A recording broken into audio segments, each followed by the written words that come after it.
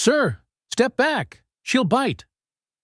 The security guard's voice cracked like a whip through the marble lobby of Solvita Corp headquarters in San Jose.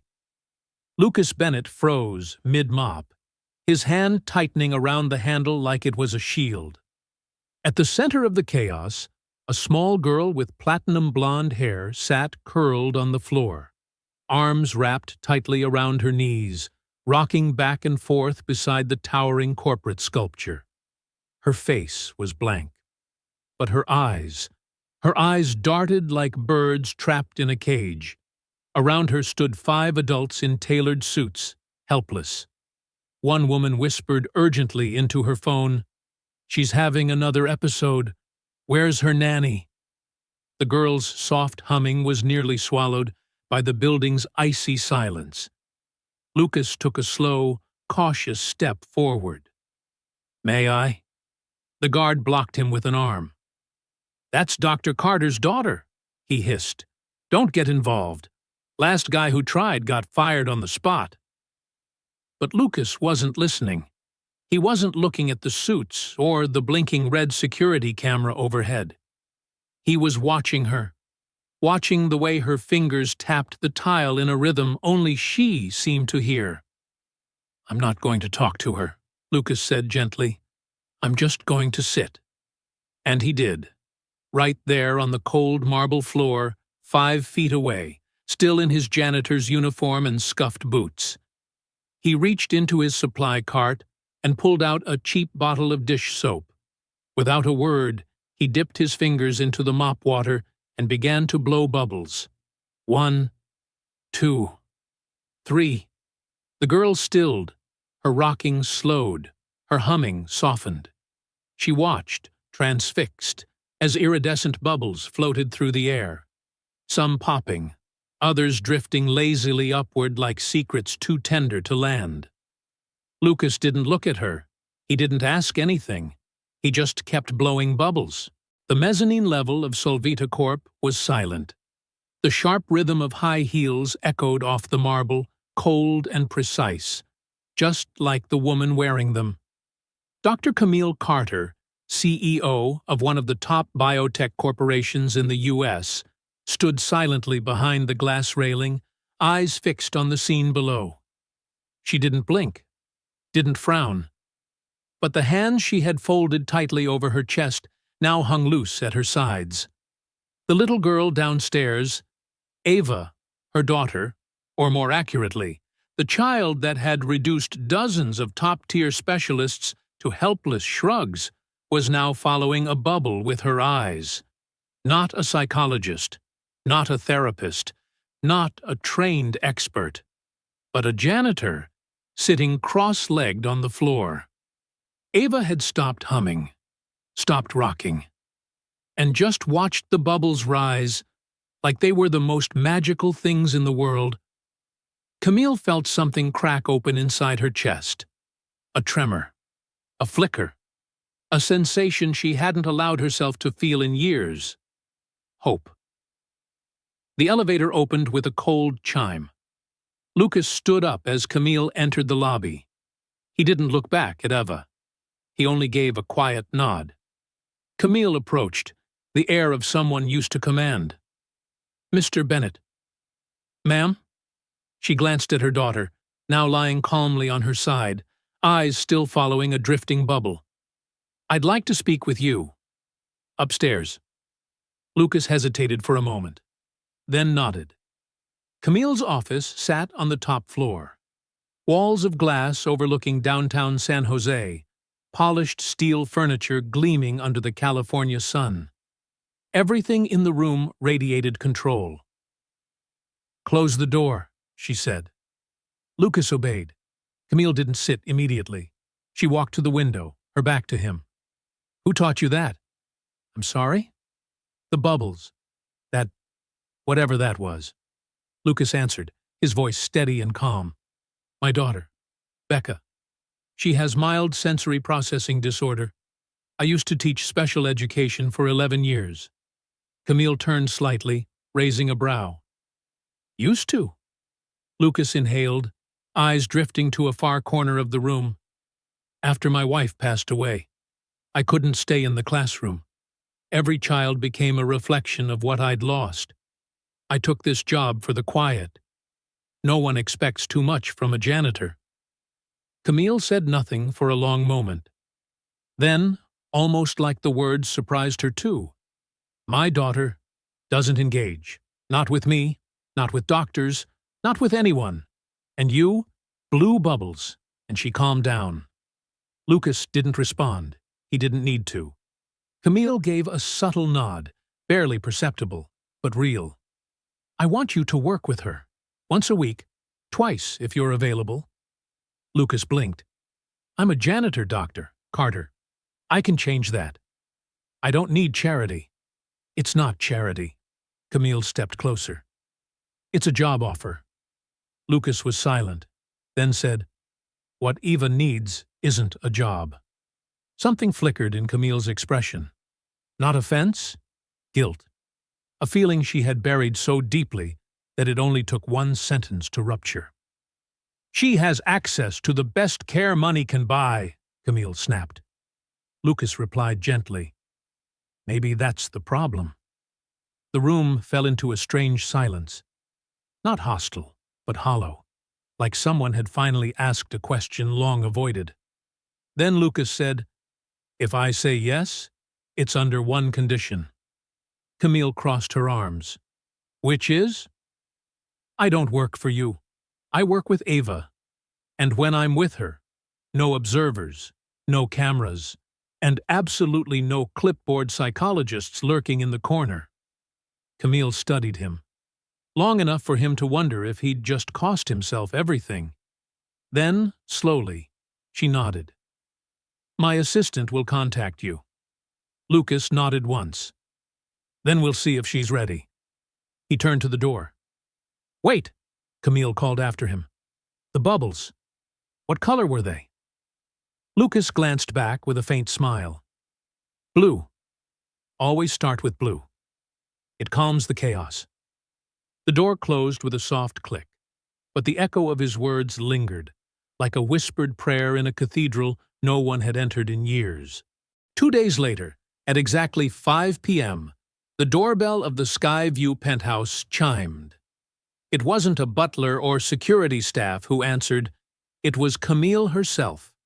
She was dressed unusually casual, a light blue button-down with sleeves rolled up to her elbows, barefoot.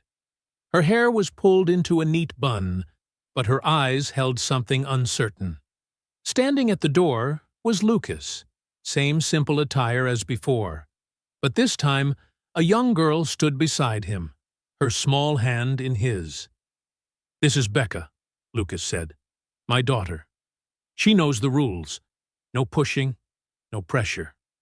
And most of all, she listens. Camille looked at Becca, about 8 years old, with a side ponytail and a little tote bag poking open with colored pencils. Is she the quiet one? Camille asked. Becca nodded with a soft smile. I'll be quiet, if she needs me to be. Camille didn't answer, but the corners of her mouth lifted, the closest thing to a smile in a long while. This way. The penthouse was vast, blinding white, pristine to a fault. Everything gleamed. The leather sofas had no creases. The glass sparkled like it had never known fingerprints. Lucas scanned the space. No toys, no color, no life, only control, scrubbed clean. Where is she? He asked. Camille gestured down the hall. Last room on the left. Lucas bent down beside Becca. You okay to draw for a bit? Becca nodded, pulling out a roll of paper and a box of crayons. She has blonde hair, right? That's right. Big eyes, too. Then I'll make her look like a fairy tale. Becca plopped onto the floor and unrolled her paper, starting to draw without looking around, without asking for anything. Camille watched the quiet exchange, something twisting inside her. She didn't need permission, didn't ask for approval or performance. She just existed. Lucas walked slowly into Eva's room. It was a palace, white curtains, feather pillows, rows of untouched toys lined up like a showroom, but none of it looked used. None of it looked loved. Ava sat curled in the corner, her head resting against the glass, watching the city's sunset. She didn't look up, didn't flinch. Lucas said nothing. He sat down about 10 feet away and pulled out a small sketch pad from his jacket. A curve, a circle. 5 stars. Eva didn't turn. After 3 minutes, Lucas held up the drawing slightly, then placed it beside him. He waited. No words. And then, without a sound, Eva stood. She walked toward him, small, bird-like steps, picked up the paper, and sat right next to him. Camille, watching from the cracked door, covered her mouth with her hand. She hadn't seen Eva willingly sit beside anyone in nearly a year. Lucas didn't acknowledge the child. He simply began to sketch another image, a floating bubble above a little girl's head. Eva reached out, for the first time in months, and picked up a crayon. No one spoke. No one asked her to. And somehow, that silence was sacred.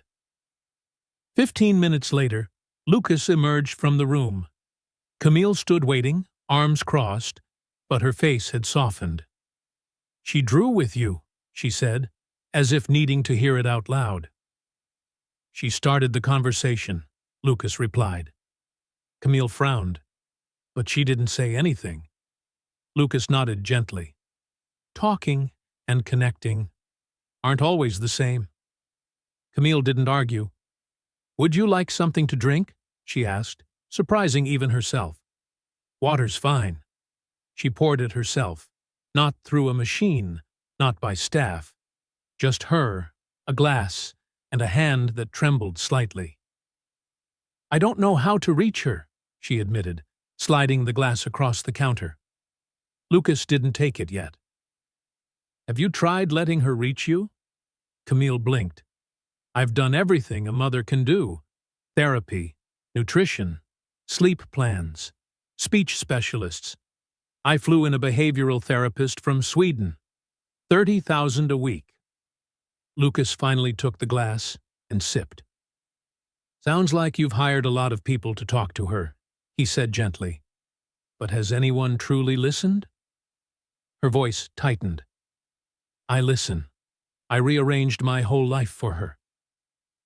Lucas met her eyes. "But did you rearrange your heart?" The silence that followed wasn't sharp. It was hollow. Like a space someone had tried too hard to fill. With the wrong things. That day, Lucas brought nothing but a sketch pad and a worn-out box of pencils. No toys, no charts, no clinical tools, just time and silence. Eva was already in her room, sitting in her usual spot by the glass window overlooking the city.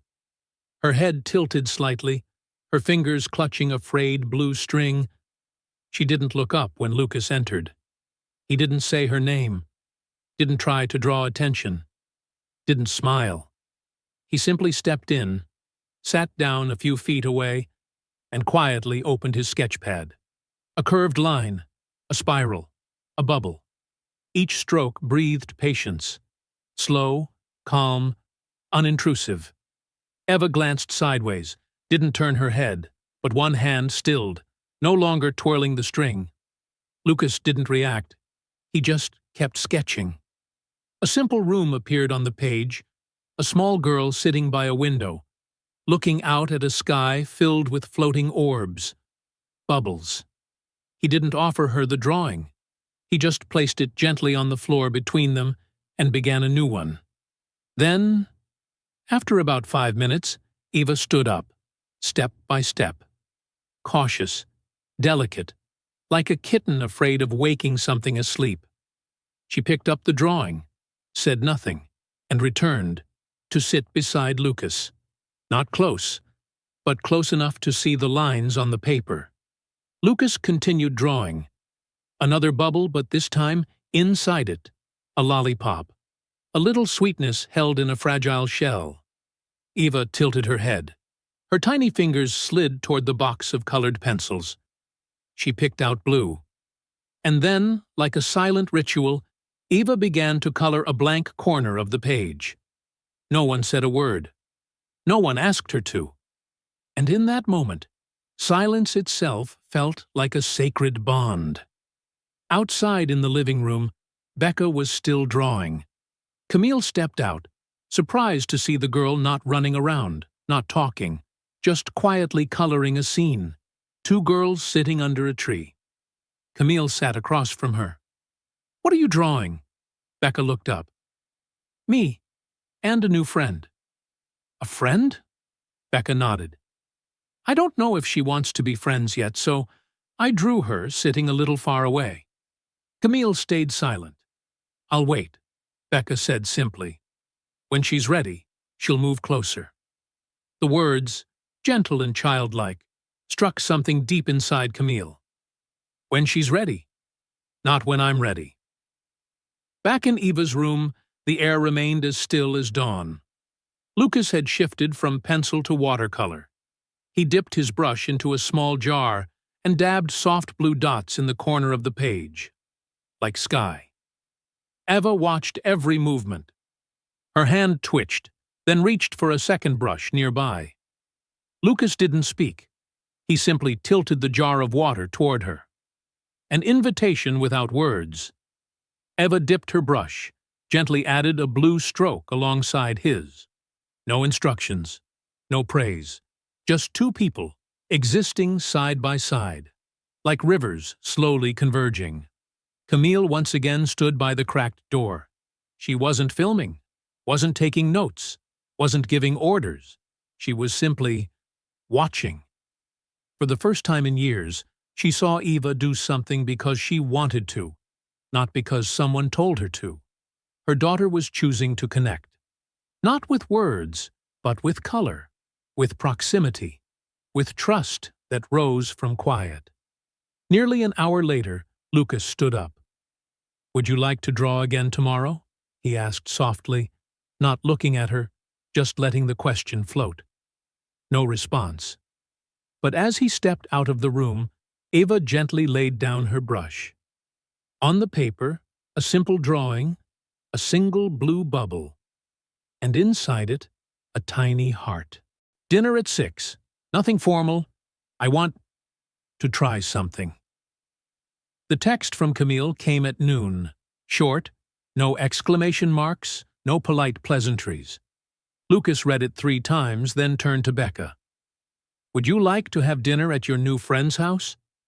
Becca's eyes lit up. "Will Eva be there?" "Yes." "Then definitely yes." That evening, the private elevator carried the father and daughter to the top floor of Skyview. Lucas wore one of his rare, freshly ironed white shirts. In his hand was a bouquet of wildflowers wrapped in old newspaper from the weekend farmer's market. "Always bring something alive," his late wife used to say. "When you walk into someone's world, bring a breath of kindness with you." Becca clutched a small fabric tote containing her handmade dinner menu. Dancing grapes, a smiling slice of bread, a sun made of spaghetti. Camille greeted them at the door. No heels or blazer today. Just a navy blouse and soft linen pants. Her hair still tied back, but she was barefoot. "You brought flowers?" she asked, surprised. "For the room," Lucas replied. It needed something still breathing. Camille blinked. "I think that includes us tonight." The dining room, once cold and sterile like a boardroom, had transformed. The long 10-seat table had been replaced with a small round one. The lighting was softer. A single candle flickered gently at the center. Eva was already seated.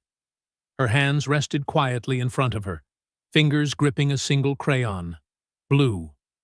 Becca slid into the seat beside her and whispered, "I brought you this." She carefully pulled out the illustrated menu and placed it beside Eva's plate.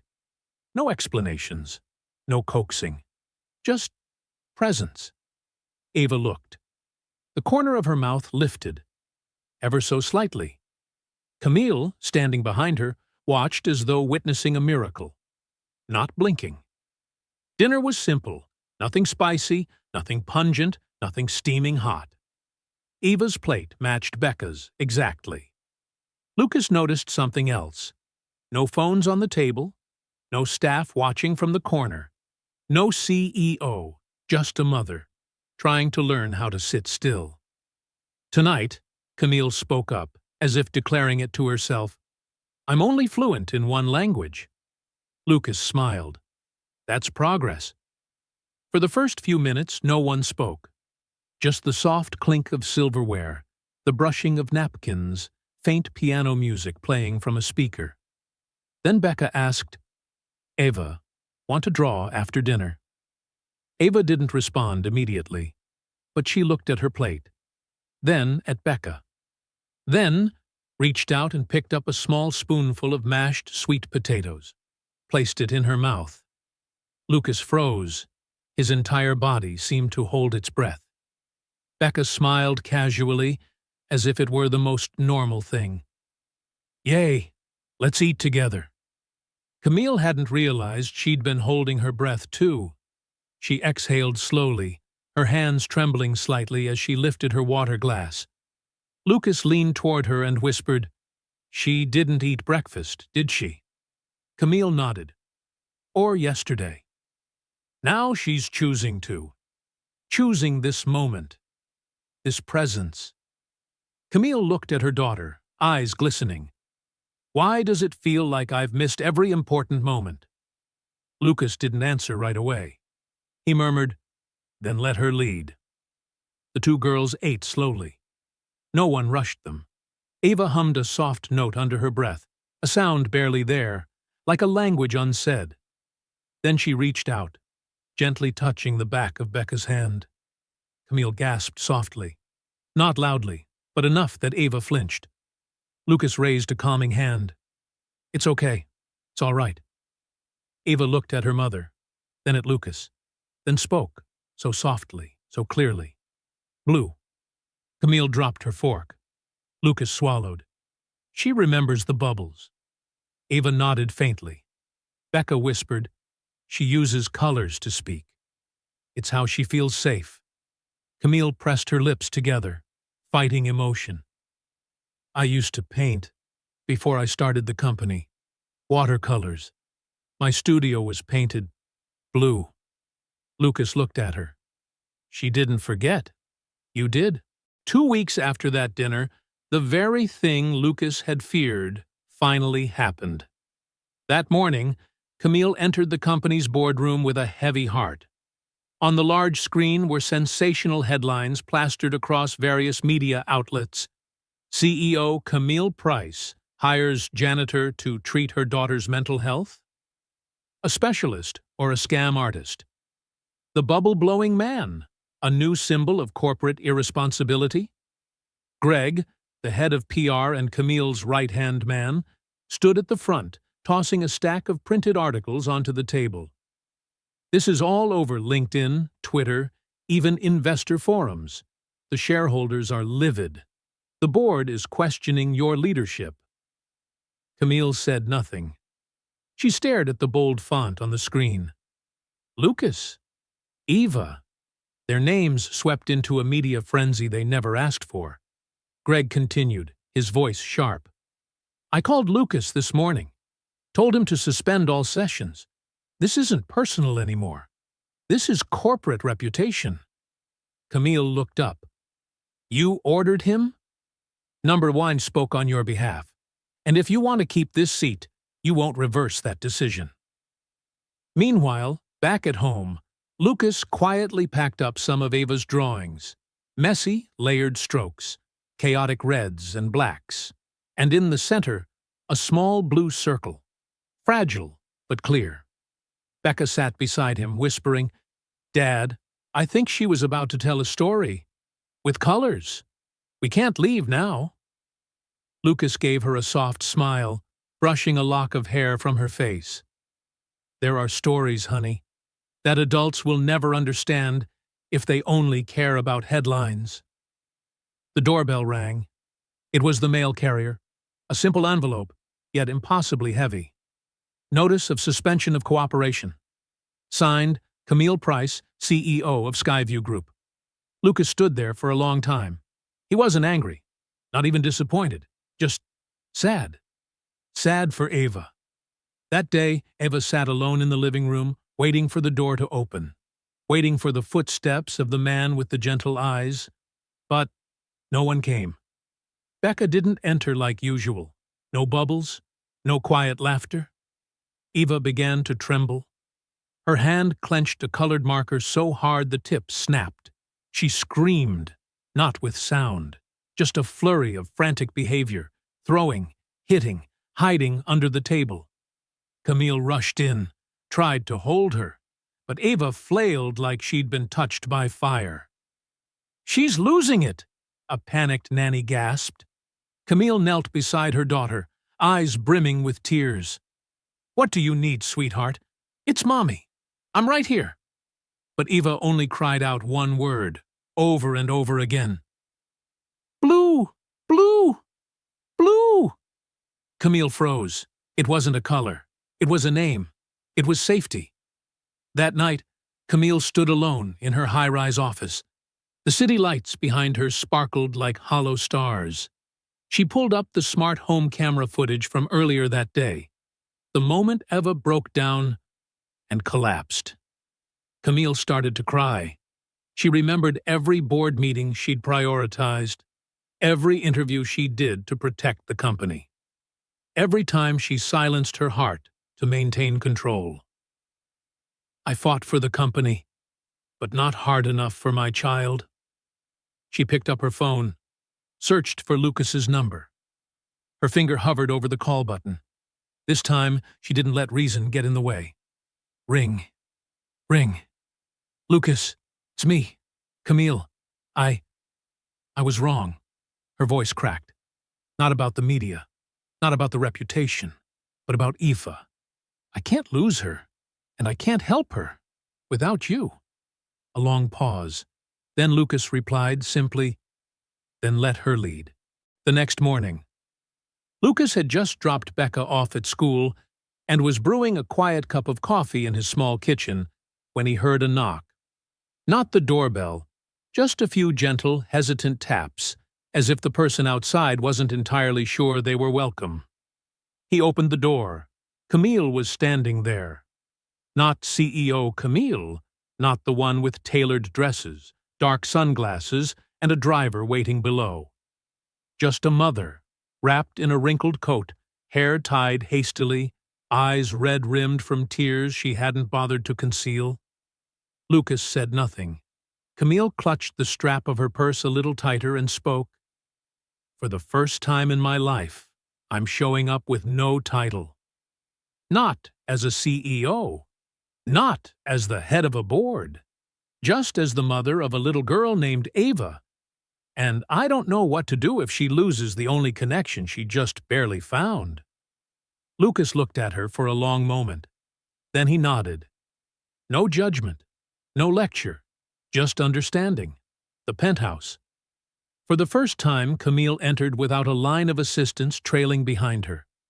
Ava sat curled up in the corner, hugging her knees, her eyes distant and glassy. But the moment Lucas stepped in, something shifted, not loudly, but like the subtle rustling of leaves at the edge of a new season. Lucas didn't speak.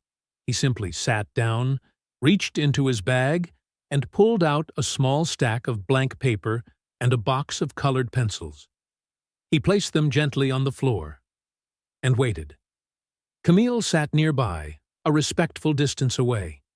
She didn't call out to her daughter or reach for her. She just watched her, as though really seeing her for the first time. Ava hesitated. Then, slowly, almost cautiously, she crawled toward the paper. She began to draw. A house, a window, a grown-up in a blue shirt, a little girl with a ponytail. It was Lucas and Becca, two people whose names Ava had never spoken aloud, yet now appeared in color. Then she paused, staring at the page.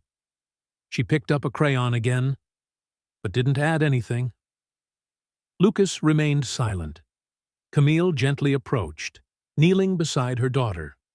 Ava turned toward her, just a glance, hesitant but searching, as if to ask, "Are you still here?" Camille reached out and placed her hand lightly on the blank space of the drawing, where a third person should have been. "You don't have to finish it," she whispered, "but I'll stay, as long as it takes." Ava blinked. Then, with a sudden decision, she grabbed the blue crayon again and traced a soft line into that empty space. Not a full figure, not a face, just a streak of color. But it was enough.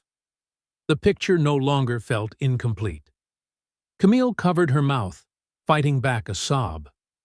That night, Camille and Lucas sat on the rooftop terrace, each with a mug of tea in their hands. The city stretched out beneath them in a quiet hum of headlights and wind. No press, no board meetings, no performance, just a mother and a man who listened. "You know," Camille murmured, "I always thought I had to be perfect to deserve being her mother." Lucas gave a small smile. "Perfection never helped anyone listen better." She turned to him, eyes shimmering. "They can take my title, shred my reputation, but I won't let anyone take Eva away from me again. Not even if that person is me." Lucas nodded gently. "Then we start again." The next morning, when Becca returned to the penthouse with her father, Eva was already waiting by the door. In her hands was a drawing. She didn't give it to Lucas. She handed it to Camille. A new picture. 3 people. No empty space.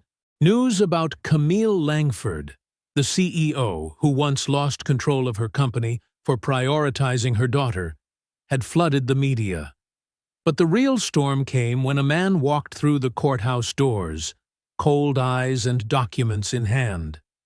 Gregory Stanford, Ava's biological father. For 3 years he hadn't called, hadn't visited once. But now, with Camille's reputation teetering, he appeared, backed by a team of lawyers, demanding custody. Camille clenched the summons in her hand.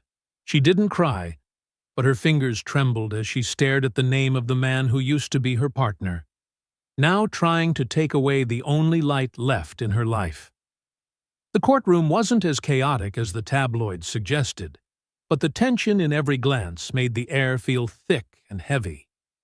Greg, in a steel-gray suit as cold as his voice, spoke first. He talked about Camille's emotional instability, about an unstable home, about a janitor with no qualifications being allowed unsupervised access to his daughter. "She doesn't speak," Greg emphasized, "which means she can't object, and Camille is exploiting that." Camille said nothing. Then it was Lucas's turn. He stepped up to the witness stand in a plain button-up shirt, holding a copy of one of Eva's drawings. "I'm not a psychologist," he began. "I'm not here to argue who makes a better parent. I'm here to speak about a little girl who says nothing, but always listens." Lucas looked directly at the judge, and at Greg. Silence isn't a void. Sometimes it's the only safe place when the world is too loud, too fast, too much. What matters is who's willing to stay in that silence, without forcing her out. The judge didn't interrupt. Lucas continued. "Ava draws. That's how she communicates. Not with words, but with color. And I'd like to show the court one of her drawings." He signaled to Becca, seated in the gallery. She stepped up shyly, holding a carefully laminated picture. "This is Eva's family. Drawn by herself," Becca whispered. "She told me family is the people who make her feel blue." The judge raised an eyebrow. "Blue?" "Blue," Lucas explained, was the first word Eva said after months of silence. "It's not just a color. To her, blue means safety. It means someone calm like the sea, patient like the sky." It means a place where she isn't rushed out of the dark. A quiet hush fell over the room. The judge looked down at the drawing. A little girl in the center, a woman with a neatly tied bun on the left, Camille. On the right, a man with round glasses and a soft blue shirt, Lucas. Beside them stood a smaller girl, holding a box of crayons, Becca. All three were framed in a sky of soft blue. There was no image of Greg, no trace of anyone else. After deliberation, Camille sat outside the courtroom holding a paper coffee cup gone cold. She didn't cry, but her eyes were distant. Lucas sat beside her. He said nothing. A moment later, the judge stepped into the hallway. "Miss Langford," he said, "this court doesn't just consider resumes or reports. It considers who stays. When a child doesn't have the words to ask for help." Camille held her breath. "Custody is awarded to you." She exhaled, soft and quiet. No tears, no cheers, just her eyes glistening as she looked at Lucas, then at Becca, who stood across the hall holding Eva's hand, pointing up at a cloud drifting across the glass ceiling. Eva smiled. After the trial, the late afternoon sunlight over New York felt strangely lighter. Camille no longer had to dodge the press, nor answer questions about corporate image or her CEO title. Instead, she poured all her energy into a new project, not for reputation, but for Eva. The idea began one evening when Eva quietly handed her mother a drawing. On the page, gone were the anxious, tangled lines. Instead was a room filled with circles of blue, pale yellow, and pastel purple. In the center, 3 people sat on the floor, holding hands, gazing in the same direction. Eva wrote simply, "A safe place." Camille hugged her tightly, for the first time feeling no need for perfect words. She simply whispered, "We'll build a place like this, not just for you, but for anyone who needs to belong." A month later, a new sign hung over an old downtown building, Solvita Room. Lucas was the one who designed the space. No assessments, no standardization, just colors, silence, and freedom. The main room was flooded with natural light, with no forgotten corners. Beanbags replaced stiff chairs and tables. Walls were hand-painted with clouds, bubbles, and gentle curves, drawn by the children, Lucas, and Becca themselves. Every corner was painted a different color, not to divide by function, but so children could choose where they felt safest. The blue corner? Quiet, for those who wanted to watch from afar. The yellow corner? Warm light and plenty of paper for anyone wanting to create. The purple corner? Soft cushions and gentle music, for those who needed a virtual embrace. Becca was in charge of the bubble corner, where anyone could blow rainbow soap bubbles, a reminder that small joys can soothe even the fiercest storms inside. No one asked, "What's wrong with you?" They only asked, "What color do you like today?" If a child only drew a single curve, that was enough.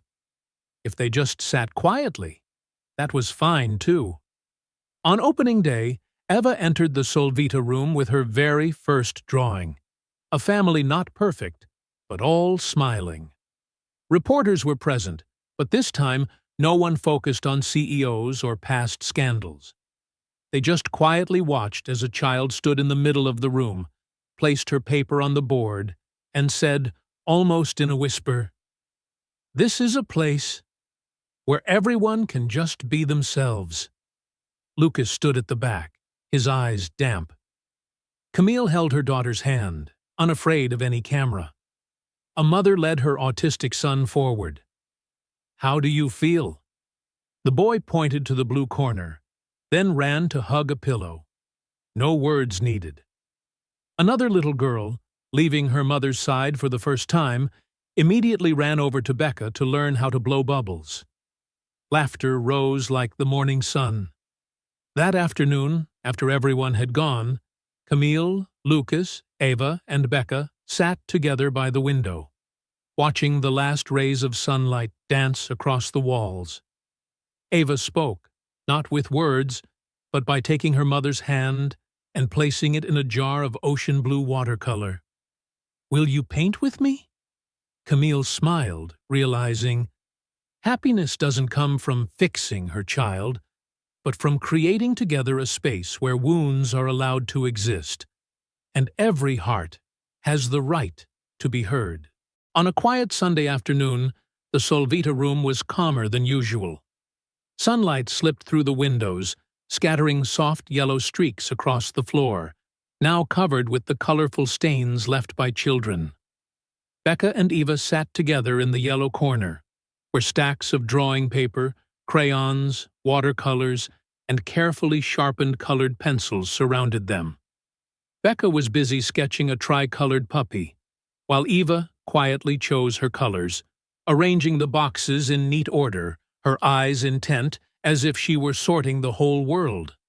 Camille stood by the door, arms around a stack of documents, planning to check her emails while the girls drew. But when she saw Eva, she paused. Not because she was called, but because a peacefulness filled the room, the kind she hadn't felt in a long, long time. Eva gently placed a blank sheet in front of her. Then, without looking up, she spoke, her voice soft but clear. "Mom, come draw with me." Camille froze for a moment. For the first time in years, Eva had invited her to do something. Not a doctor's appointment, not a therapy exercise, just to draw together. Becca gently pulled a little wooden chair toward her. "Miss Camille, sit here with us." Camille glanced back at her stack of papers. Then, as if exhaling a deep breath, she set it all aside, took off her watch, and stepped toward the girls. For the first time, she sat right down on the floor, amid spilled watercolor and crumpled paper, instead of standing at a distance, watching. Eva handed her a red crayon. Becca picked yellow. Ava, of course, stayed loyal to blue. The three of them drew sweeping arcs together on the big sheet.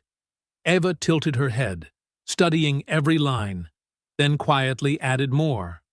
A stroke of purple to the left, a hint of orange to the right. "Draw more, Mom," Eva whispered, never taking her eyes off the page. Camille felt the warmth of her daughter's small hand. She didn't rush, didn't correct, didn't guide Eva's strokes. She simply picked up purple and traced a gentle curve beside Eva's line. Becca, delighted, added green, creating shimmering sun raindrops around the rainbow.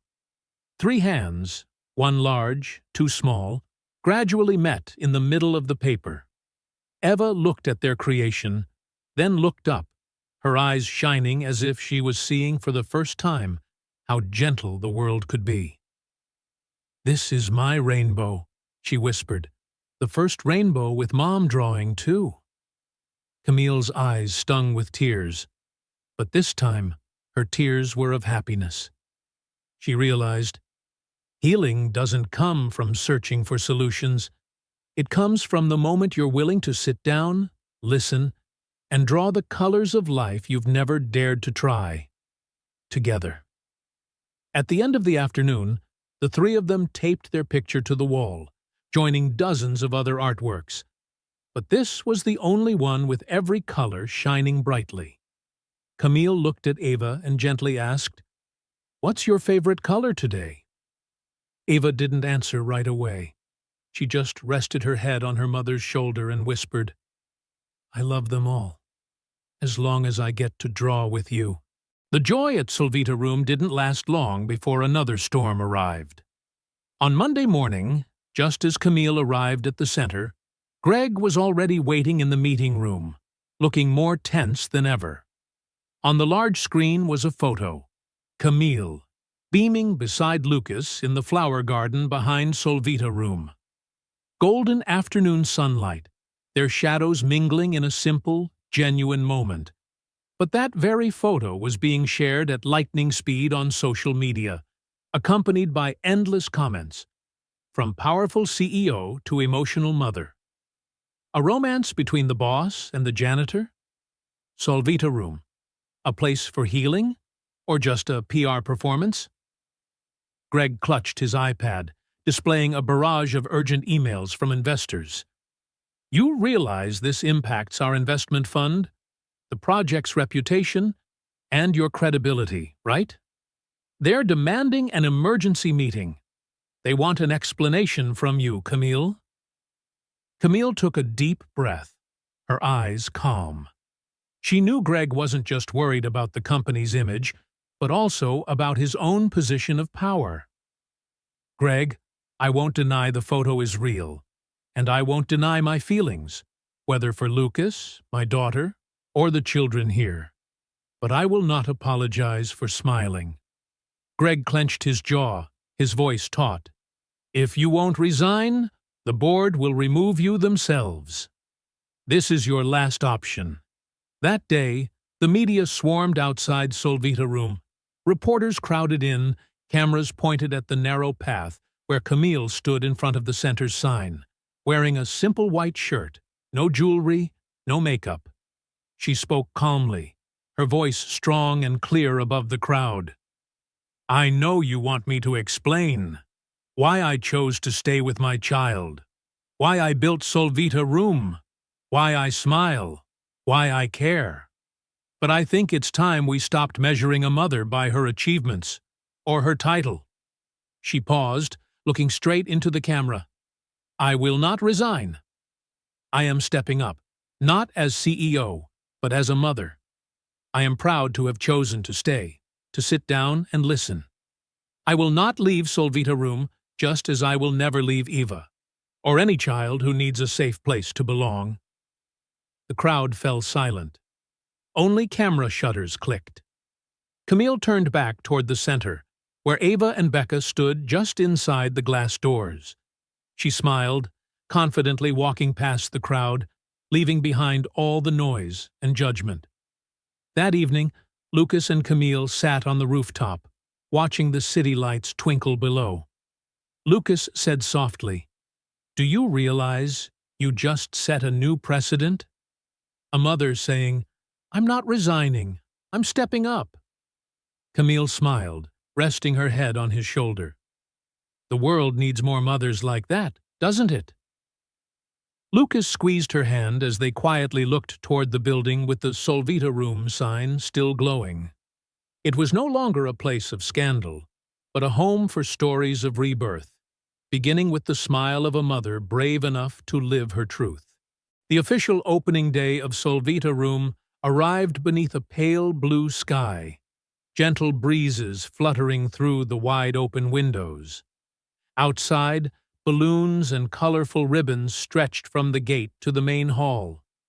The air was festive, but instead of loudspeakers and long speeches, the space was filled with small sounds, laughter, whispers, the rustle of drawing paper.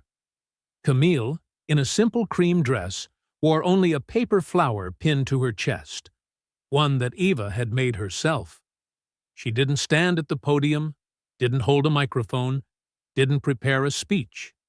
Instead, she chose to step back, blending into the crowd of parents and teachers, giving the entire stage to the children.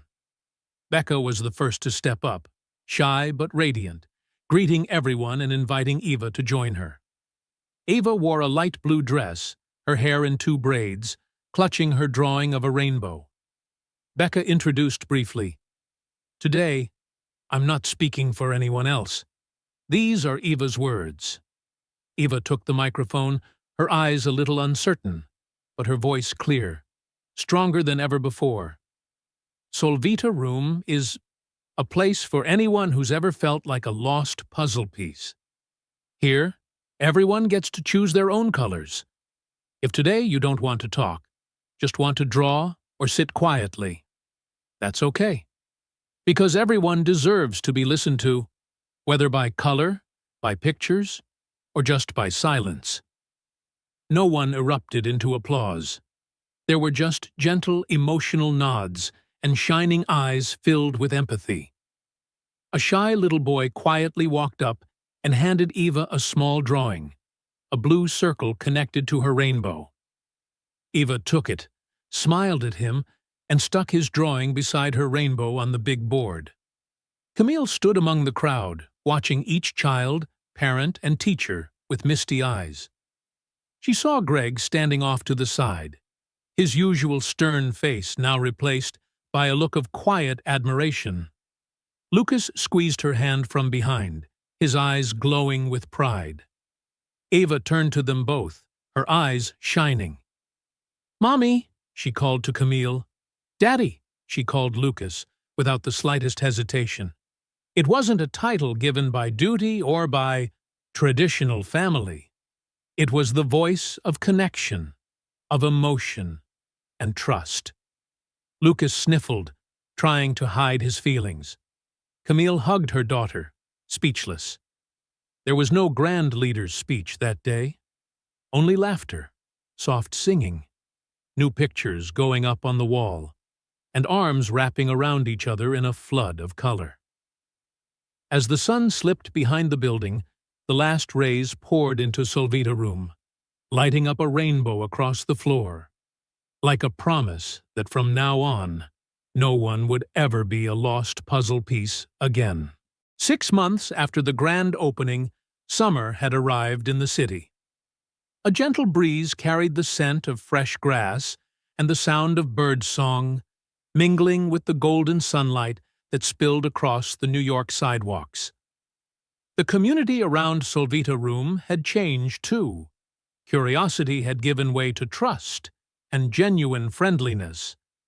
That Saturday morning, the community garden behind Solvita room reopened for the first time in years. The wooden fence was newly painted, flower beds carefully replanted, and a small corner filled with pots tended by Eva and Becca themselves. Colorful flags fluttered along the path. Wooden tables sat in the shade of ancient oaks. Children laughed, and parents chatted under the trees.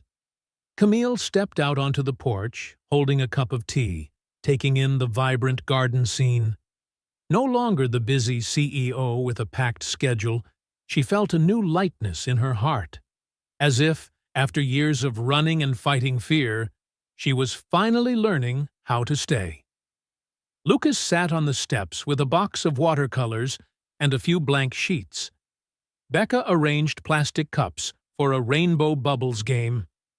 Eva sat beside them, her hair loose, eyes thoughtful as she gazed at the paint box, choosing, for the very first time, a stick of yellow.